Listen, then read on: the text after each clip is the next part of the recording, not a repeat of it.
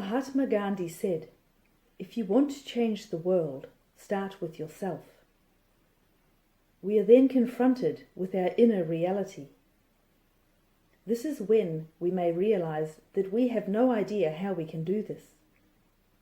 What does Gandhi mean by start with yourself? What should I do?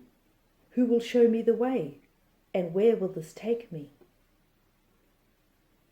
During this contemplative meeting of the Golden Rosycross on the topic of meditation, perhaps a question resonates in you. Do the pupils of the Golden Rosycross meditate? Or, more to the point, can you show me how to meditate effectively?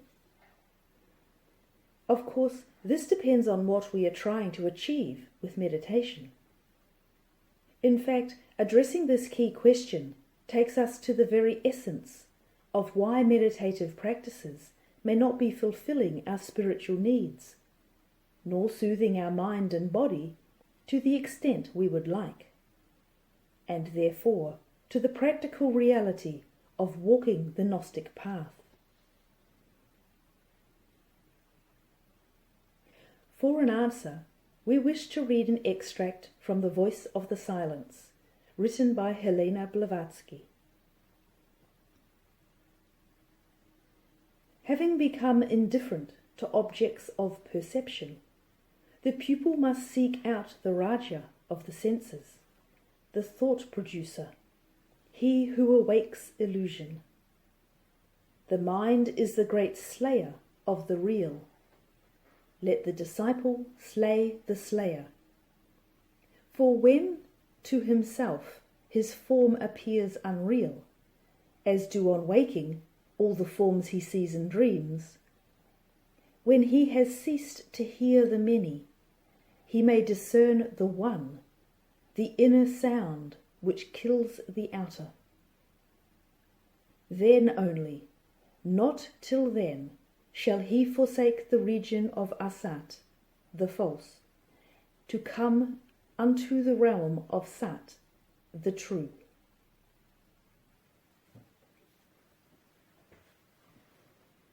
We just read in The Voice of the Silence, the mind is the great slayer of the real.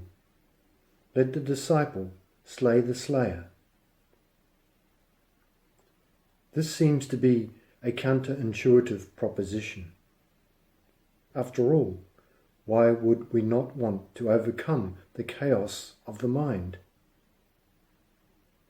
However, the reality is that by using meditative practices to attain this goal, we are expecting the mind to attain something it cannot. We are expecting the mind, which Blavatsky calls the slayer of the real, to bring us to the enlightenment of the real. Such an expectation is a delusion, because it does not recognize the distinction between the unreal and the real, between the mind and the disciple, between the self of matter and the self of spirit. Here we are speaking of two distinct nature orders, two distinct states of being and not being. The one, the real, the realm of Sat, which is the realm of the perfect, eternal, unchanging state of divine totality. The other is the multifold, the unreal, Asat, which is an imperfect, transient, constantly alternating state of manifestation. What we are trying to achieve with our seeking, whether we recognize it yet or not, what our inner longing is yearning for, is an inner peace, not just a momentary impulse, but as a new state of life. Or, to paraphrase The Voice of the Silence, when we have recognized the unreality of our present form, when we have ceased to hear the many, only then are we able to discern the one, the inner sound which kills the outer. When we refer to the mind as the slayer of the real, it indicates to us the essence of our problem. The problem with thinking that the mind of the personality holds the key to answering questions that are coming from the reawakening heart, indeed from the inner other one. This is why we hear from the voice of the silence. The self of matter and the self of spirit can never meet. One of the two must disappear. There is no place for both. Before your soul's mind can understand, the bud of personality must be crushed out. The worm of sense destroyed past resurrection. You cannot travel on the path before you have become that path itself. Now to the question. Do the pupils of the Golden Rosycross meditate? The reason pupils of the Golden Rosycross don't do meditation exercises, why we don't use the mind to control our thoughts, is simply because it does not work. At least, not to reignite the spirit spark within us into the fire of life. And certainly not to bring about the inner peace of this new state of life. To truly understand this, let us examine how meditative exercises work in practice. The mind could be described as a continuous flow of thoughts. If we compared this flow to a rushing river, what would be the consequence of holding the river back with a dam? Well, eventually the water would break the dam or pass over it, or, if it were raised higher, it would cause flooded areas upstream. This is what happens with meditative practices and any other forced behaviors in relation to the mind. These practices only reinforce our aural being, the energy that in fact controls the ego totally, when the energy field above the pineal fiery circle is flooded with our pent-up thoughts. Or they exacerbate our blood and karma, the subconscious and unconscious fields of our feelings and reactions that are flooded when the dam of thoughts bursts. And all this happens because the conscious self, with its focus on the mind, is trying to force itself into becoming something that it is not. The real self, the omniconscious self, that lies above and beyond the common mind. Again, we refer to the voice of the silence.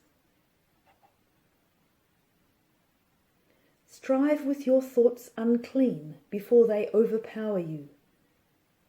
Use them as they will you, for if you spare them and they take root and grow, know well, these thoughts will overpower and kill you.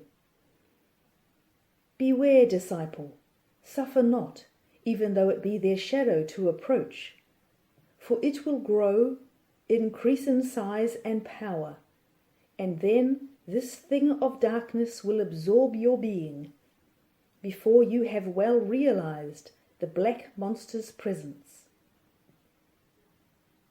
Before the mystic power, the kundalini of the heart, can make of you a god, Lanu, you must have gained the faculty to slay your lunar form at will.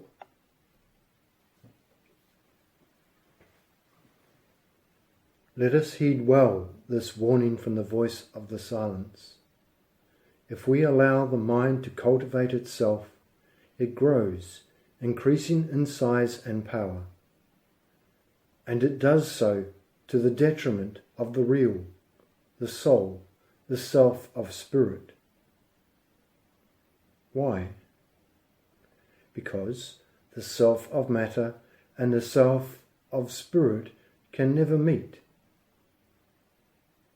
If we insist that the mind must increase, then inevitably we are insisting the spirit must decrease. For one of the two must disappear. There is no place for both.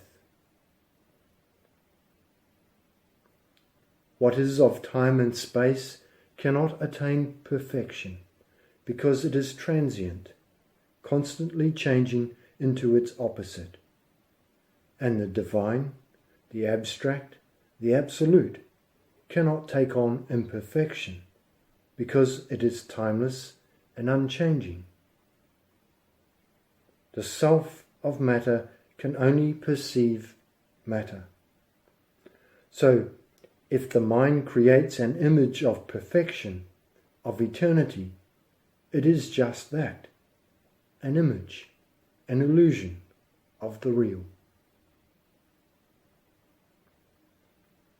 Beyond the wisdom of the mind, which struggles with its own images to retain the knowledge of the truth, there is the truth itself, which is already within your very being. This one truth, the divine spirit spark within you, will set you free. And therein lies the key to the Gnostic path.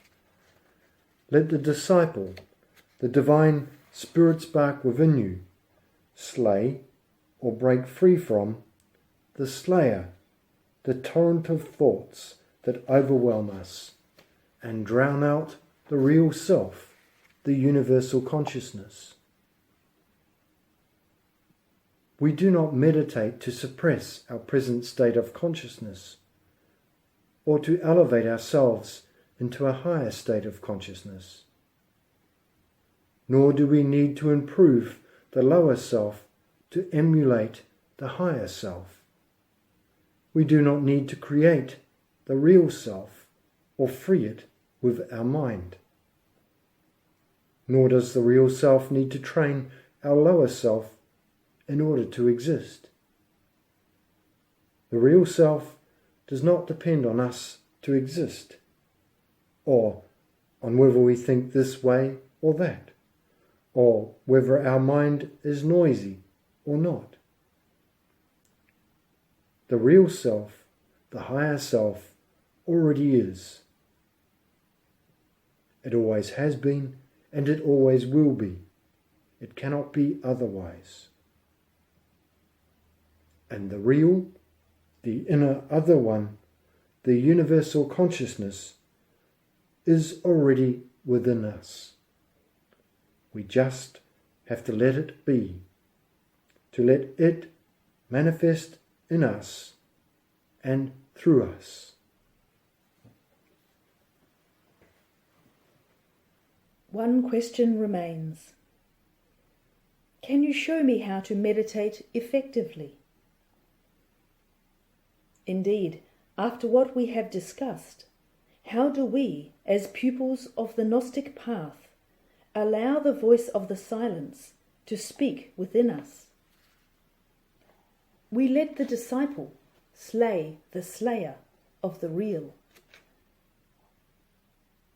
In our moments of silence and contemplation, rather than suppressing or blocking the thoughts that come naturally to the mind, we simply observe our thoughts, feelings, and actions.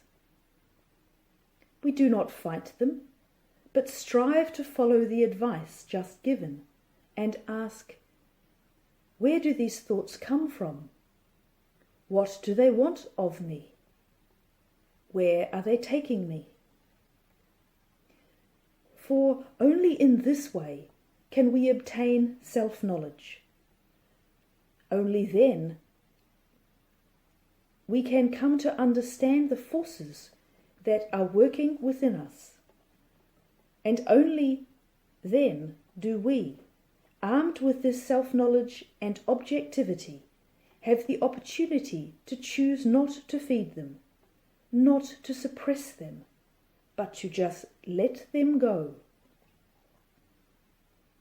Then our meditation becomes a sevenfold formula for the renewal of both our head and our heart, in which you, as a pupil of the spiritual school, firstly, observe your emotions. Secondly, observe your thoughts. Thirdly, observe the working of your will. Fourthly, examine whether they are in harmony with the resonance of the inner voice of the heart. Fifthly, whatever your conclusion, do not force a counteraction with emotions, thoughts, or will. Only observe objectively. It is essential to obtain self-knowledge. Try to descend into the sources of the subconsciousness. Sixthly, as soon as you obtain results, drive back all anxiety, worry, and fear. Let the truth breathe through you and be still in great peace. See yourself as if standing on a balance. Note the positive and the negative, the subjective as well as the objective. Seventhly, now enter the reality and speak the formula. Your will be done. Let the radiations of the three mysteries within you thus vibrate through you and gain power over you. In this way you will realize the latent new possibilities in your blood and make the lesser circulation of the blood receptive to the gnosis. The window of the soul opens. In this way, the unification of the head and the heart will take place. The new consciousness is born.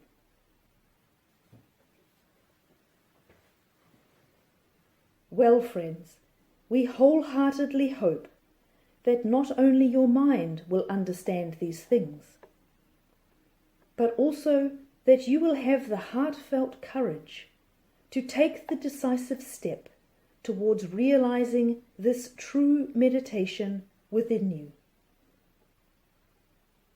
That you will allow the wisdom of the heart to work within you and let the one truth become the master of your mind.